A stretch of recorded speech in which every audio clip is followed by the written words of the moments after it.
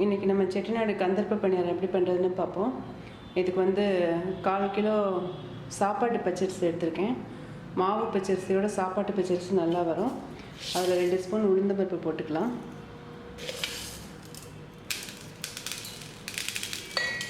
இந்த அளவுக்கு போதும்.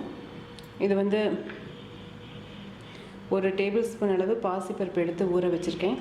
இதை குக்கரில் வந்து பூ மாதிரி வேக வச்சுக்கோங்க, ரொம்ப மசிஞ்சிடக்கூடாது. ஒரு 1/4 டீஸ்பூன் அளவு ஏலக்காய் தூள்,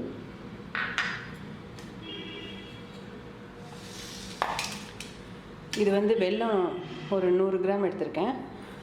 இது வந்து கருப்பட்டி, நீங்கள் வெல்லமாகவே எடுத்துக்கிட்டாலும் சரி, இல்லாட்டி இந்த மாதிரி பாதி பாதியாக எடுத்துக்கிட்டாலும் சரி, கருப்பட்டியும் வெல்லமும் பாதி பாதி எடுத்துக்கிட்டாலும் சரி.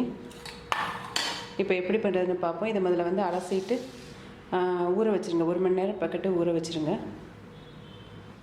இப்போது இதை அலசிட்டேன், இது ஊறட்டும். இந்த வெல்லத்தை நல்லா தட்டி தண்ணியில் கரைச்சிக்கோங்க. இப்போ இந்த வெல்லத்தில் வந்து ஒரு கப் தண்ணி ஊற்றி இதை நல்லா கரைச்சிருங்க. கொதிக்க வச்சு நல்லா கரைச்சிருங்க.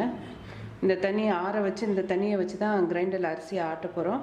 அதனால் ஆட்டுறதுக்கு எவ்வளோ தண்ணி வேணுமோ அவ்வளோ தண்ணி ஊற்றி இதை கரைச்சிக்கோங்க. இப்போ இது நல்லா கரைஞ்சிருச்சு. கரைஞ்சதுக்கப்புறம் ஒரு 2 நிமிஷம் கொதிக்க வச்சு இறக்குங்க. ஒரு 2 நிமிஷம் நல்லா கொதிச்சிடட்டும். பாகு பதம் இல்லை கம்பி பதம் எதுவுமே வந்துட வேண்டாம். ஒரு 2 நிமிஷம் கொதிக்க வச்சு அமர்த்துங்க. நல்லா அடுப்பை கூட வச்சு கொதிக்க வச்சுருங்க. இப்போ இதை வந்து நல்லா ரூம் டெம்பரேச்சருக்கு ஆற வச்சுருங்க. அமர்த்திட்டேன். இப்போது ரூம் டெம்பரேச்சருக்கு ஆற வச்சுட்டு அதுக்கப்புறமாட்டி தான் அரிசி ஆட்டும் போது சேர்க்கணும். சூடோடு சேர்க்கக்கூடாது. இப்போ இந்த ஒரு டேபிள் ஸ்பூன் அளவு பாசிப்பருப்பு எடுத்துருக்கோம் இல்லையா, அதை நல்லா ஒரு சத்தத்துக்கு வேக வச்சுருங்க. நல்லா பூ மாதிரி வேகணும். அடுப்பை கூட வச்சு ஒரு சத்தம் வச்சுருங்க. இந்த காய்ச்சின வெல்லத்தை வடிகட்டி ஆற வச்சுக்கலாம்.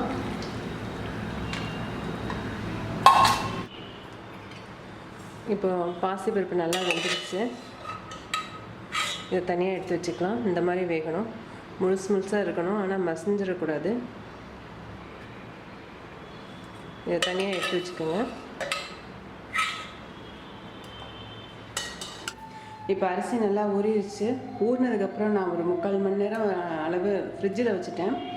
ஏன்னா கிரைண்டரில் வந்து டேபிள் டாப் கிரைண்டரில் ஆட்டினாலும் சரி, மிக்சியில் ஆட்டினாலும் சரி, மாவு சூடாயிரும். சிங்கிள் ஸ்டோன் கிரைண்டர் மட்டும்தான் சூடாகாது, மாவு சூடாயிரும். அப்படி சூடாச்சுன்னா பணியாரம் நல்லா வராது.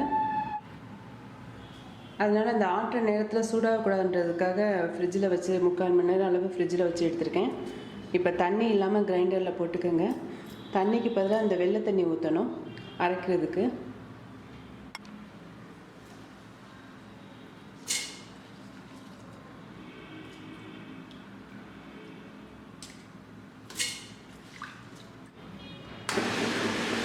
இப்போ தண்ணி இல்லாமல் ஊற்றிட்டதுனால இந்த தண்ணி ஊற்றுறேன். வெல்லம் கரைச்சி வச்சுருக்க தண்ணி கொஞ்சம் கொஞ்சமாக அரைவிட ஊற்றுங்க. மொத்தமாக ஊற்றிட வேண்டாம். இப்போ இன்னும் கொஞ்சம் தண்ணி ஊற்றுறேன். இப்போ மாவு நல்லா ஆட்டுப்பட்டுச்சு, நல்லா நைஸாக ஆட்டியாச்சு.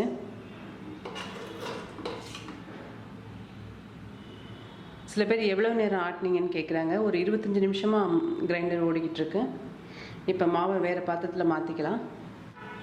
இப்போ இந்த மாவில் வந்து வேக வச்சுருக்க பாசிப்பருப்பு போடுறேன். ஏலக்காய் போட்டுக்கலாம். இப்போ மாவு கொஞ்சம் கெட்டியாக இருக்குது. இன்னும் கொஞ்சம் தண்ணி ஊற்றணும்.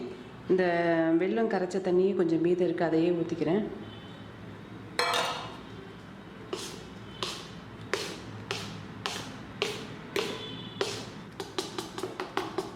இந்த மாதிரி சின்ன கரண்டியாக எடுத்துக்கோங்க. சின்ன கரண்டியாக இருக்கணும், ரவுண்டாக இருக்கணும். ஓவலாகவோ இல்லை அகலமாகவோ இருக்கக்கூடாது. அப்போ தான் ஒழுங்காக ஷேப் வரும். இல்லாட்டி விரிஞ்சு போயிடும் பணியாரம் ஊற்றினதுக்கப்புறம்.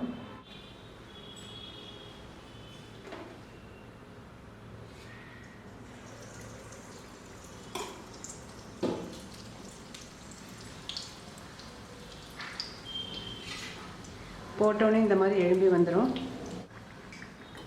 பணியாரம் வேகிறதுக்கு ரொம்ப நேரம்லாம் எடுக்காது. 1 நிமிஷத்துக்குள்ளே இங்கிட்ட 30 செகண்ட், அங்கிட்ட 30 செகண்ட் வேக போட்டு எடுத்துடலாம்.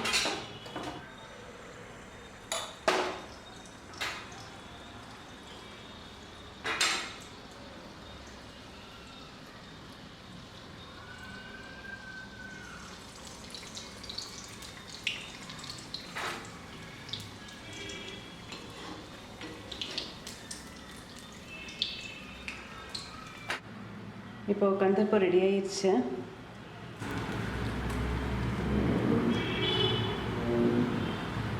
இதை வந்து நீங்கள் மாவு அரைச்ச உடனேயே நீங்கள் ஊற்றிடக்கூடாது. மாவு அரைச்சிட்டு ஒரு அரை மணி நேரமாக 3/4 மணி நேரமாக ஃப்ரிட்ஜில் வச்சுருங்க. ஃப்ரிட்ஜில் வச்சுட்டு அதுக்கப்புறமா ஊற்றுனீங்கன்னா தான் அழகாக அந்த மாதிரி வரும். இந்த மாதிரி பார்டர் வரும். அதனால் ஃப்ரிட்ஜில் அரை மணி நேரம் வச்சுருங்க. வச்சுட்டு அப்புறமாட்டி ஊற்றுங்க. இதை நீங்கள் செஞ்சு பார்த்து எனக்கு உங்களோட கமெண்ட்ஸை சொல்லுங்கள். தேங்க்யூ.